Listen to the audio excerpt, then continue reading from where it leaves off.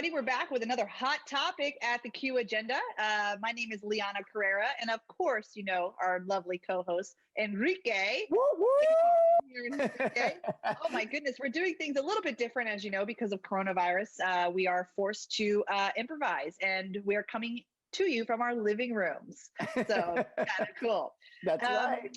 I live in a gray box. This is how I decorate. I just you don't have to put up pictures. Well, Enrique, when you asked me what I wanted to talk about today, I knew right away. I want to talk about what's going on, which is Kamala Harris was just on the cover of Vogue magazine. I know, and huge, like a wonderful, huge thing that is usually done so well and with so much grace, and it was met with a little bit of controversy. Mm-hmm.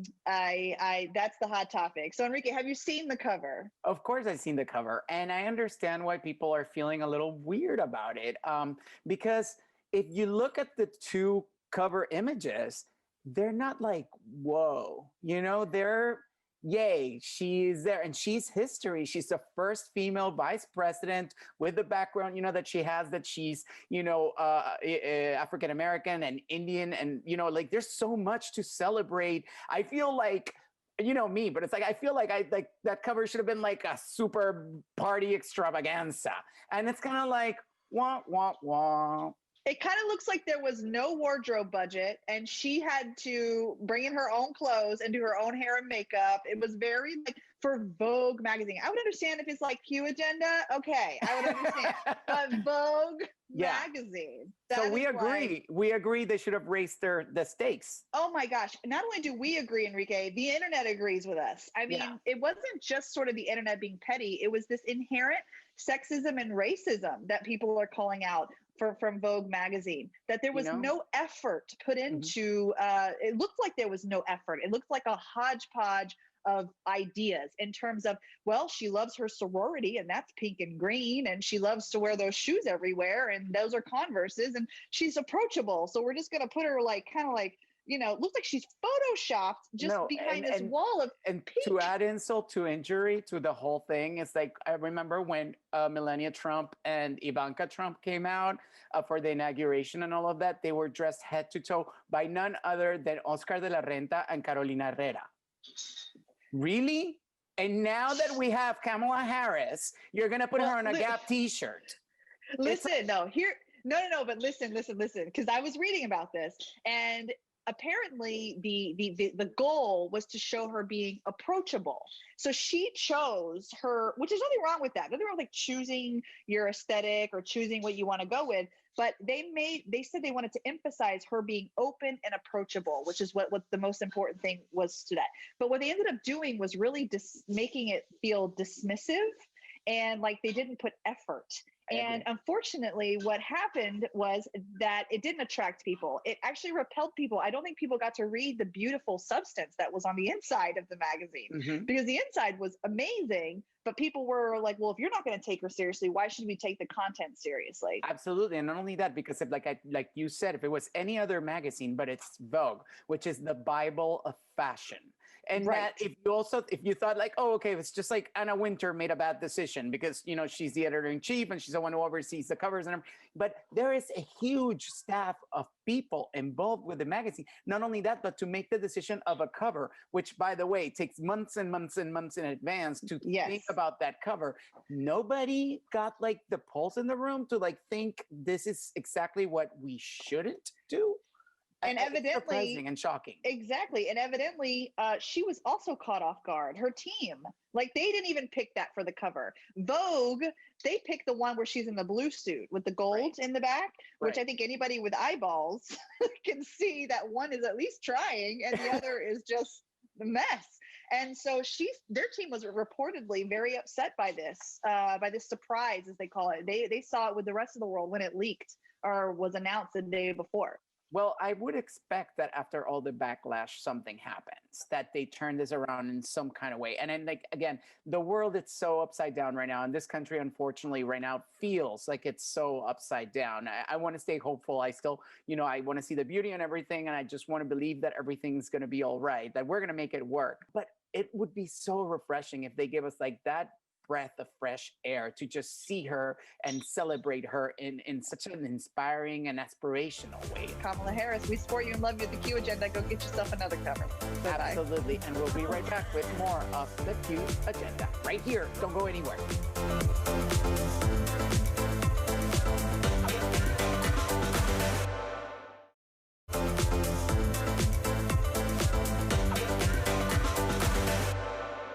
Thank you so much for joining us here on the Q Agenda. I have a special guest here, Fred Rosser. How are you?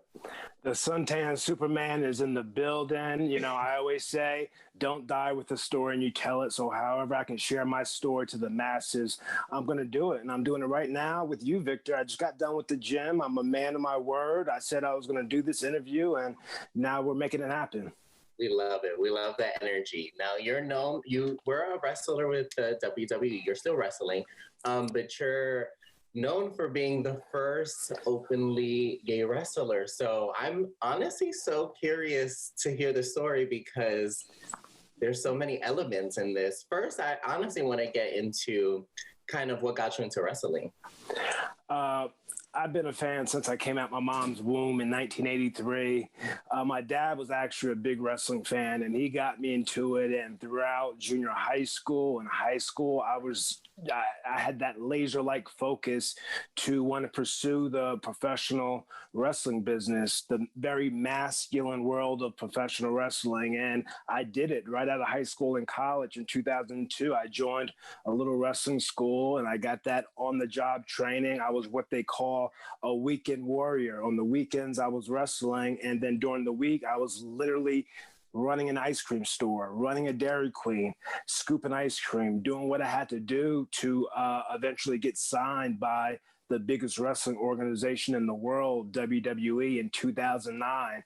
So from 2002 to 2009, I did the minor league level, wrestling in front of 5 people, 10 people, sometimes no fans. And fast forward to 2009, out of 75 guys and girls from all over the world, I finally earned my contract with WWE, and I was on top of the world, but I was still living a lie on the inside. I was still closeted from as long as I could remember, and I couldn't go another 30 years living the way I was living. So ultimately, I came out to the world in 2013. But like I said, from day one, I've always wanted to be a wrestler, and I achieved it.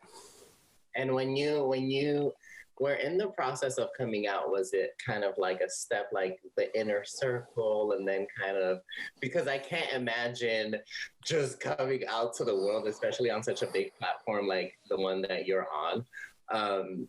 So how did that kind of go about, and how scared were you? Because I think we all have such different coming out stories. Well, a lot of people don't know, but my mom is also gay, and she's been gay my entire life. She came out to me when I was 7 or 8 years old, and I didn't come out to her until I was 28. A lot of people say, oh, your mom knew. I said, no, my mom didn't, because I had girlfriends at the time, and I was living a double life. And when she told me she was gay, like I said, I was 7, 8 years old, and I said, Mom, I don't care. I still love you. And, you know, back in the 80s, the science wasn't as strong as it is today for same-sex couples to have kids. So when my mom is always saying, me, the only child, oh, I can't wait to have grandbabies. I can't wait to have grandbabies. No one wants to let the mom down. So you just suppress those feelings for so long. And then at 28 years old, 2 years before I ultimately made the decision to come out to the world, you know, I let my mom know, I let my inner circle know, and I was on top of the world. Once I had that inner circle of support. And I always say on my social media, anyone that doesn't have that support system, be a part of my family on social media. My social media, I always say daily, is an open diary to the world. So anything I ever post always comes from the heart with the intent to inspire, motivate, and educate the masses. So when I came out to that inner circle, there are many reasons why I came out to the world, but one of the reasons was I wanted to be able to bring my partner.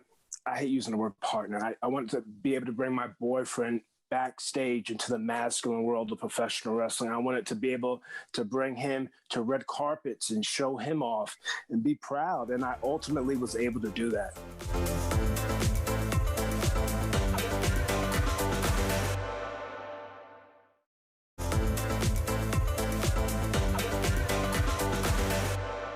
I know the WWE really embraced it and showed support with your coming out, but how was it internally with your kind of interactions with other peers in the wrestling world?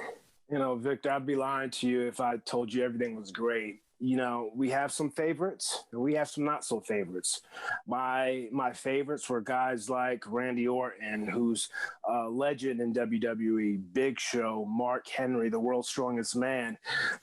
My tag team partner in WWE, Titus O'Neil, Sheamus, a lot of these guys that I'm rambling off are big name guys in the industry that made it a lot easier for me to walk into a masculine locker room. You know what I mean? So those are the guys that made it a lot easier. And I still thank them to this day. And like I said, the ones that, you know, weren't my favorites, hey, you live and you learn, and I don't change the way I operate. I just keep pushing forward and trying to be inspiration for people that look to me on social media, just like I look up to guys like Will Smith, Denzel Washington, Tom Hanks, Matthew McConaughey, The Rock, you know, who just recently gave me a shout out on social media. You know, those are some of my biggest inspirations. So I always say every time my feet touched around someone either in the LGBTQ community or anyone that gets bullied into silence is counting on me.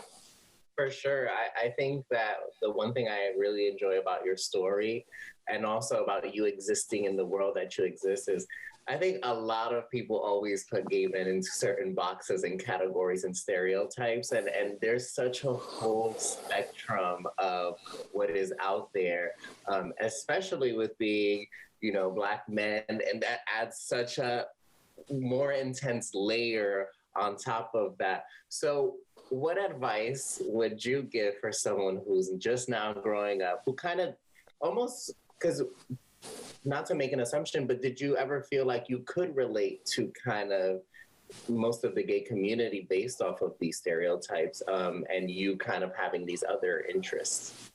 You know, Victor, you know, being closeted, you suppress those feelings. You know, I'm 37. At 27, I wouldn't have done an off-Broadway musical, which I did early 2020. I wouldn't have done it because I would have thought, I always thought in my head, oh, it's feminine. It's not masculine, you know, when in all actuality, I was living a lie myself. So I said to myself, you know, off-Broadway musical, why not give it a shot? And it was the best decision I ever did. I was singing, dancing, none of that stuff I had experience doing, but I was singing, dancing, and at the end of the day, once the musical that I was in was over, I hit a home run, and I said I would do it again in a heartbeat. But, you know, it's those inner blocks that we have. And I had those inner blocks, you know. I would always do wrestling promos like this to sound more masculine, you know, when I don't have to do that anymore. And I always tell people, once you unlock those hidden blocks in you, you get so much access to so much cool stuff. I can be as tough as I want. I can be as sassy as I want. I can just be me, you know what I mean? So at 37 years old, I'm slowly getting to have that attitude where I got to keep it PG. I got family around and God babies. I don't give a F what anyone thinks of me.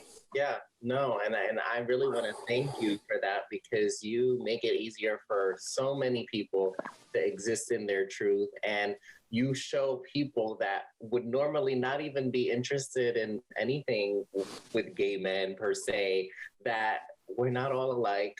We're very multidimensional, and you know, you could just live in your truth no matter what. So, yeah, and you know, I want to touch on mental health. Mental health is such an important topic that a lot of people don't talk about. And me being an athlete, an open out athlete, I have to, you know, be as transparent as possible. You know, I hurt, I cry, I'm human, you know what I mean? So that's why I say my social media, you'll get people, Victor, and maybe you've done it where, oh, I need a break from social media. It's too much. Well, you can use social media to, drive people down, or you can use social media to elevate people. And like I said, and I say it daily, I repeat myself all the time, maybe because of the concussions, but my social media is an open diary to the world. And where can people follow you? My Twitter, Instagram, my government name, Real Fred Rosser. You can follow my blockthehate.com movement that's running wild in a city near you globally. And I also have a podcast where I just talk about wrestling and just the entertainment business in general. Well, thank you so much for taking the time to do this interview. I was honestly so excited to do this. And everyone be sure to follow Fred on all social media platforms. Be sure to listen to that podcast. I love podcasts. And thank you. Yeah.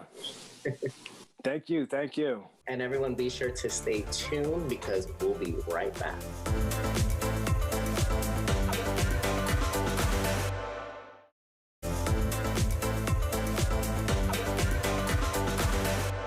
And I want to welcome you guys back to the Q Agenda. Today we have a very special guest because with him comes a very special project. He is the author of the controversial and the book that everybody's talking about, Nuevo, New York. His name is Gabriel Rivera-Barraza. Welcome, Gabriel. How are you doing? My God, Enrique, thank you so much. And I love the word controversial.